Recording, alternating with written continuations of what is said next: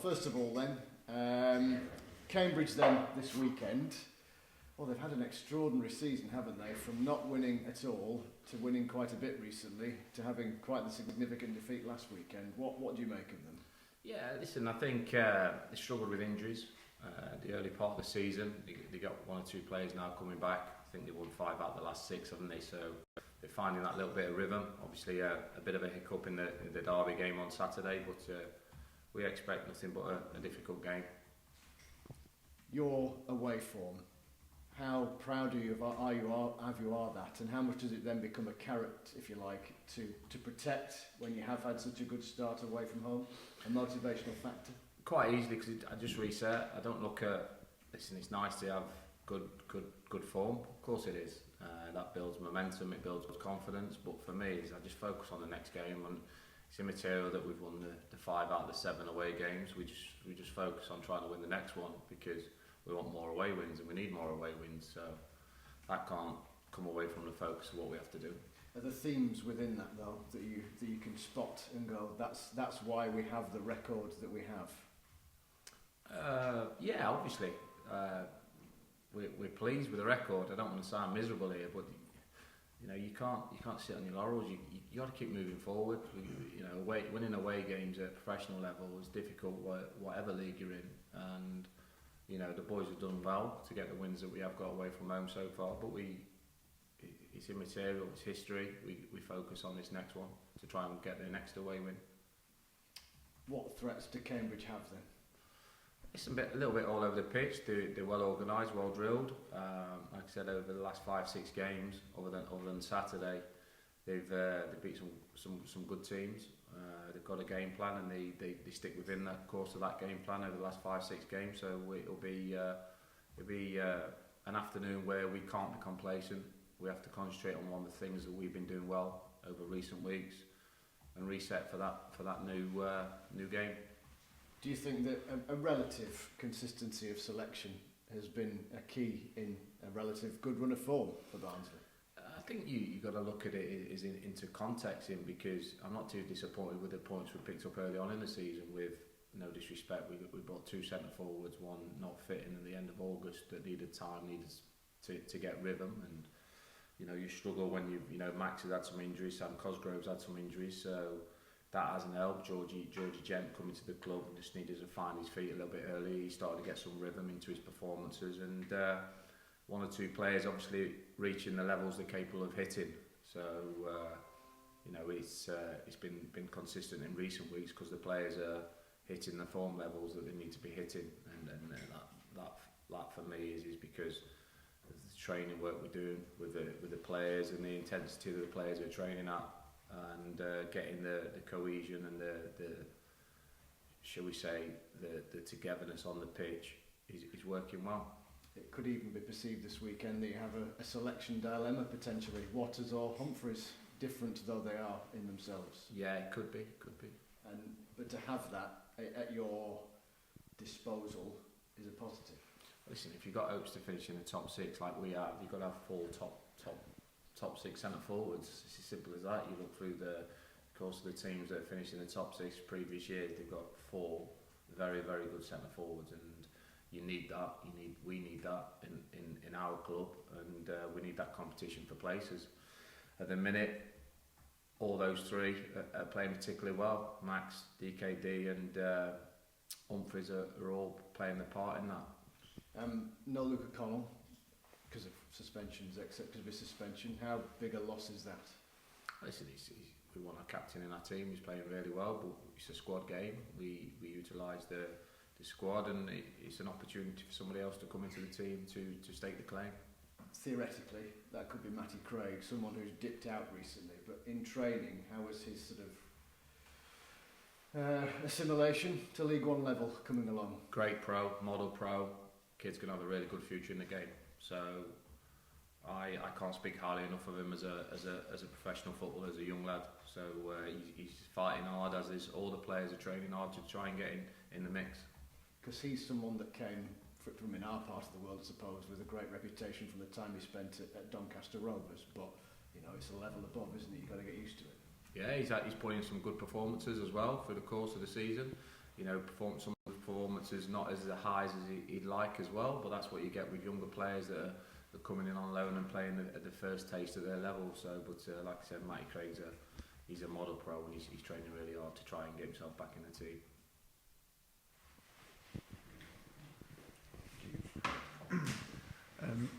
Injury-wise, Darrell, Sam Cosgrove and Barry Cotter, how are those two?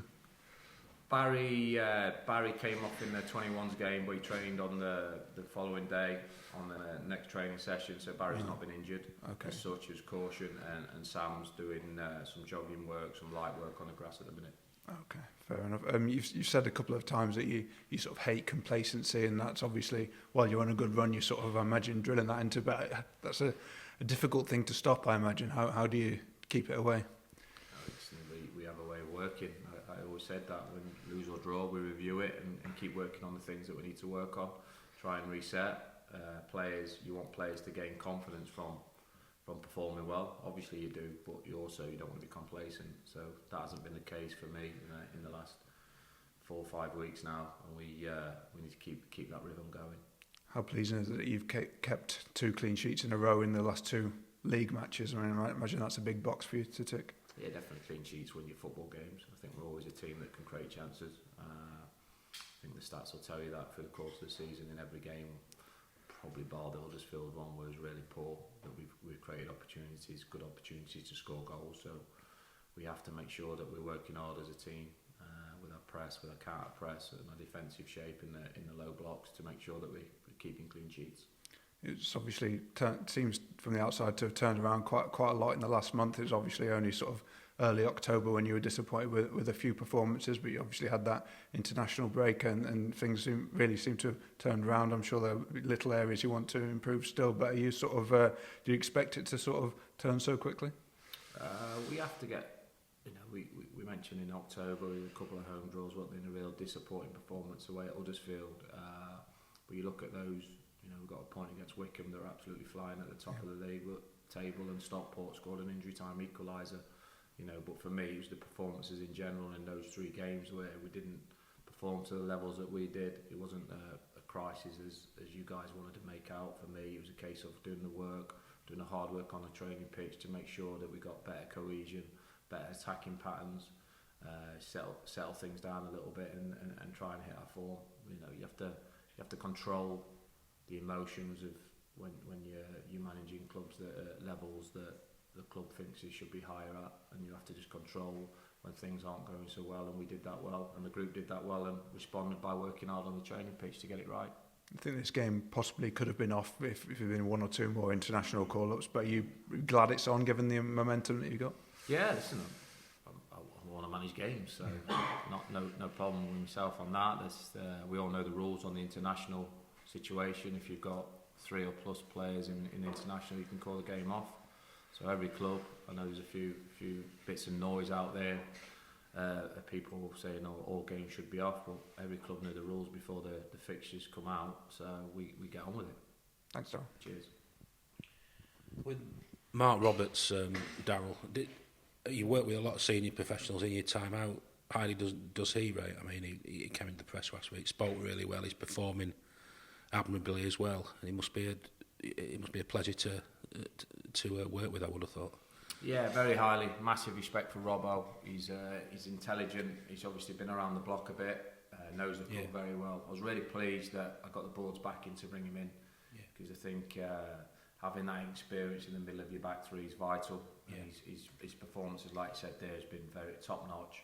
Thought it took him a little bit of rhythm to get up to it. Robbo will be the first one to say that, but playing consistently now, he's a real force in both boxes. I suppose with Stephen Humphries as well, you're getting a seasoned striker, but he's all elite. Strikes me as a leader type as well. You're getting something along with the player, aren't you? As well, you're getting a mentality and a. Yeah, I think the old school leaders are few and far between now. So you need more of the experienced players. Should we call it a leadership group? We've got a young captain in Luke O'Connell who's representing the armband and the club in the right way, and then we've got senior boys like that early as well. Coming into that frame and Corey O'Keefe. The training with intensity levels that drives the rest of the players, and that's important. And Robbo's a lead in that. Yeah, Are you big on, some managers don't really look at league positions as such at the minute, like points for the amount of games you've sort of played? Is that something that you sort of big on at all? Do you know what? I just focus. I think to myself, if you get 25 wins, you're probably going to make the playoffs. If you get 27 plus wins, you got a great chance of going up automatic. And I just look at it like that. Yeah. Tables. Do I look at tables? Yeah, of course I do. But for me, the focus is trying to get as many wins as you possibly can to hit those targets. And I don't care who we're playing and when we're playing them. That's what I try and program into my lads. It's about winning the next game. Yeah. And ticking one of those wins off. Yeah. Looking at your stats, they're pretty much lining up. I'm just looking here in the first half. I think we scored 13 goals, conceded 3.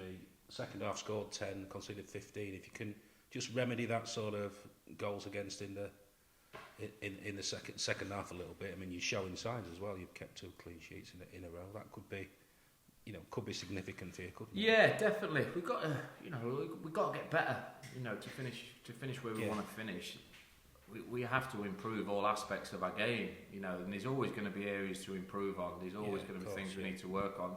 Certainly with the, shall we say, we haven't got loads of players with promotion experience. I think I've discussed about it before. Three, 4 promotions in the starting 11, probably about 30 in the backroom team. Yeah. So you've got to make sure that players, they're hungry, but they also got to understand what it takes to win on a consistent basis at this level. Yeah. And that's the aim for those boys. And like you said, there the second half conceding goals. We need to improve on that area. I suppose they're learning on the job. Some of them, aren't they, a little bit? They are. But the good things, shall we say, for the last 4 or 5 weeks, they've been learning very quickly. Yeah.